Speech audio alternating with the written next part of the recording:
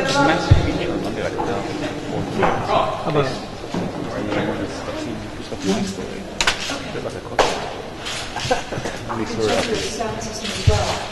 like to introduce a man who literally, I think, needs no introduction to all of the quality. Former ambassador to Sri Lanka and Maldives, and current Assistant Secretary of State for South Central Asia, Robert Blake. Thank you. Thank you very much, Val. And I have a short statement that I'll read, and then I'll be glad to take questions. First of all, let me just say how pleased I am to be back here in the Maldives. I've been a frequent visitor here since I've been ambassador, and I've had a very productive range of meetings today. I had a chance to meet with President Wahid and with all of the key leaders of the main political parties, and also had a very constructive meeting with members of civil society.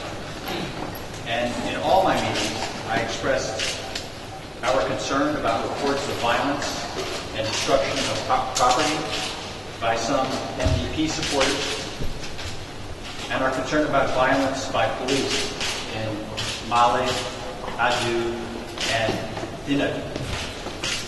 I stress the importance of all parties and the government exercising restraint, engaging in peaceful dialogue to resolve tensions, and respecting the Constitution. Based on my talks, I'm encouraged that a wide range of parties are engaged in talks to form a unity government, and these talks are making progress. Members of civil society told me that the country is not ready for early elections now because the police, election commission, and judiciary are not sufficiently prepared to ensure free and fair elections. The United States hopes that the broadest coalition possible can be formed that will have a majority in Parliament. This coalition should then work with all parties to reform and improve the capacity of the judiciary, the police, and election commission to ensure that elections can be held in an orderly and peaceful manner. The United States remains committed to working with all Maldivians to ensure a democratic and prosperous future with this important friend of the United States. So again, I'd be happy to take some questions on anything you'd like to talk about. Mr. Blake, the main reason for the alteration in the U.S. stance, is it because Nasheed changed his stance from he resigned to he was thrown out, or is it because of India's misreading of the situation? The United States is committed to working with the new government. As our spokesperson said, there are some questions regarding the transfer of power that took place on February 7th. And we believe that some sort of independent Maldivian mechanism should be formed to investigate that and reach a conclusion for the benefit of all Maldivians. Mr. Blake, sir, are you convinced that this new regime is completely constitutional? Because according to President Nasheed, there have been a lot of violations. For instance, a small example being that the current president has absolutely no members of parliament. That's just one of several procedural, several things that are away from the so-called Maldivian constitution. So how do you look at this particular aspect of whether this government is constitutional at all? Well, again, on the question of transfer of power, I've already talked about that. In terms of the transfer to the vice president, I think the Speaker of Parliament has already said that he believes that was a constitutional transfer. And again, that's for Maldivians to make a judgment about. I would say that it's very important to the United States that all parties exercise restraint and refrain from violence. One of the political party leaders that I spoke with today said that Maldives now needs breathing space. They need time to stop and reflect and get away from all of these nightly demonstrations that have been occurring, and again, reflect on the future and try to find a way forward and majority of all the parties, and again, find a way forward that can ensure a peaceful and democratic future for the Maldives. Mr. Blake, did the former president agree with your views, and did he agree to work with the current government? I'm sorry, I didn't hear the question. Did the former president Nasheed agree with your views of your government and agree to work with the current government for a national unity government? Well, it's not for me to characterize the views of President Nasheed. He's quite capable of expressing his own views. Did you convince him to work for the national unity government? Well, certainly we hope that the NDP will work productively with the new parties, and I can tell you that I think a number of good ideas are now being explored to try to find ways to bring the NDP into this national unity government. But it's up to the parties themselves to talk about it. That's Amal from government. You seem to suggest that there cannot be early elections in the Maldives, but former President Nasheed has made it very clear that his demand for early elections is non-negotiable. So do you think there is a way forward given the position taken by the NDP? Yes, I think in a situation like this, if you want to form a national unity government that has the participation of all parties, including the NDP, I think everybody has to compromise. And from what I've heard, I think there is a spirit of willingness in elements of all parties to try to find that compromise. So I certainly hope that that in the days ahead, that everybody, again, engage in peaceful dialogue and look for ways to bridge their differences so that, again, a way forward can be found. Do you have any sense of when this national unity government would be formed and who might be some of the elder statesmen who could lead it? No, I don't want to speculate on that, and that will be up to the parties themselves to announce when the time comes. So the earliest elections, do you think can be only in 2013, or do you think, as former President Nasheed has suggested, after a period of a few months, elections can be held? Or do we have to wait until 2013? From what I heard, I don't think anybody really believes that elections can be prepared right now because of some of the shortcomings that I described earlier. But that perhaps elections much later in the year could be announced. But again, that's something for all the parties themselves to try to think about it and see if there's support for that.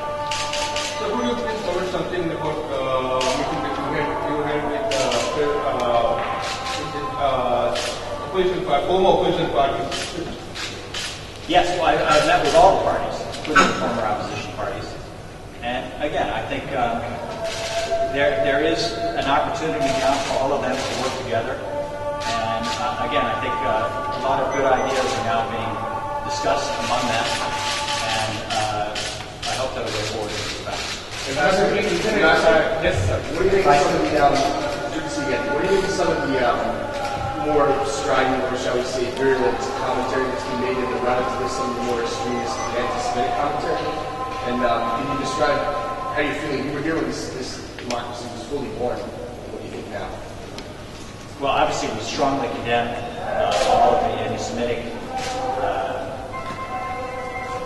words and other commentary that we've heard.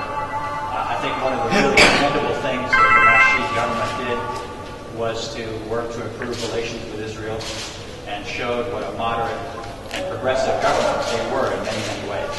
And so we really commended them for that. And again, I think one of the things that Maldives has always been known for is that it is a progressive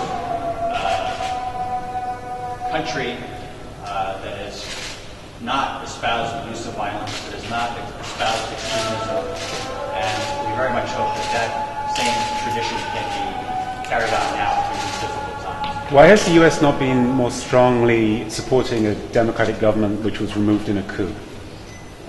Well, again, your characterization of whether that was a coup or not, I don't know. I mean, some people say it was a coup, others say that it was a peaceful constitutional transfer of power. That's not for the United States to make a judgment about. In our view, that should be an independent Maldivian mechanism to make that judgment. The United States have a view on coming back again, but very important. That's up to President Gayoom to decide. It's not, no, we don't have to give them. So if an independent investigation does find that, for whichever method was used to get the former president out, it was not constitutional, he was forced into it, then what will you do? You've already vowed support for this current government. Well, again, I don't want to try to speculate about the future. We'll see what kind of judgment is made, and then we'll make our own judgments on the basis of that.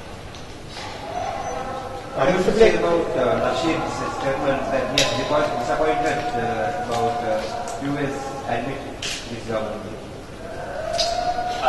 Actually, President Nasheed today in my meeting with him expressed his appreciation for the recent statements we made. So I think we're in a good place. Mr. Blake, for an outsider looking at this, I mean, people seem to be convinced that no president would just hand over power to the vice president and walk away unless he was forced. Doesn't the public and foreign policy come under scrutiny again for double standards? You hold democracy at high level in certain countries, but when it comes to certain countries that you seem to take the view, we don't know what really happened, but most people are convinced in this country at least that there was a view. No, there's no double standard whatsoever. We want to see the highest standards of democracy everywhere, including here in the Maldives. And again, the circumstances surrounding the transfer of power remain very much open to debate. We weren't there. We have no way of making our own judgment about that. And so, again, it's up to Maldivians themselves to find an independent mechanism that can make a judgment about that. Does this instant make you feel that you should have a outpost here instead of working out of Colombo? That has been under consideration. We unfortunately haven't had the funding to do that, but we do have people now in Colombo who are more responsible and spend quite a great deal of time there. So we are spending more time on the ground here. And as I said earlier, Maldives is a very important friend and a very important country for the United States. And we remain very much committed to helping the people to ensure a democratic and prosperous future. Mr. Blake, what do you think about the precedent set by the involvement of police and military personnel in change of government that took place on Tuesday? Well, again, I don't want to speculate about what the involvement of the police and military was, but I would say as a general matter, most of the people that I spoke with today believe that the police and the MNDF need to restore their credibility with the Maldivian people. And so one of the reforms that many people discussed, for example, was to figure out some sort of mechanism to oversee the police and to ensure that they are responding to civilian authority, and that, again, there's some sort of oversight board that can be constituted to ensure that they're upholding the highest standards.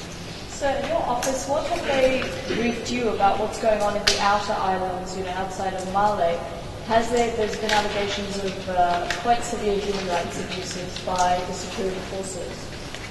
What is it they're doing? We've heard similar reports. We've heard reports, for example, in Adu, that there were quite serious violations of human rights. There were reports of beatings. There were reports of that lawyers of those who are in detention have not had access to those in detention.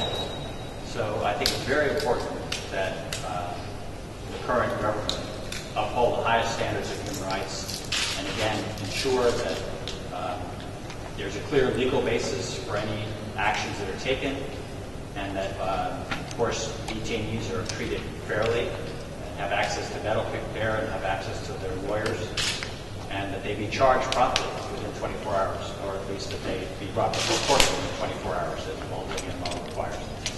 So, again, we hope that all of those will be very clearly followed, because this is an important time for the government to show its commitment to these important rights. Do you feel there are political detainees at the moment in the Maldives? Not that I'm aware of. I think there are quite a number of detainees, most of whom have been arrested as a result of the recent demonstrations. demonstrations and other violence that have occurred. And again, we hope that the Maldivian constitution will be upheld in all these cases. I'll take one more question. Ambassador, any disappointment? You were here in 2008 when it started, full democracy started. Any disappointment in you? I would say that in a place like Maldives, this is a temporary challenge that they're going through. I think people forget that this was a country that had its first real constitution, democratic constitution, in 2008. All of these same people now who are talking were involved in crafting that constitution and preparing what were then the freest and fairest elections in Maldives history. Many of the institutions that now need to uphold democracy are still young institutions, and they're still in the process of developing. The training of the personnel needs to take place, capacity needs to be built. So from time to time there will be setbacks, and what's important is that those setbacks now be corrected, and that the course of democracy be restored, and again, that the next elections can be held in an orderly manner that ensures free and fair elections, and ensure the support of the Maldivian people.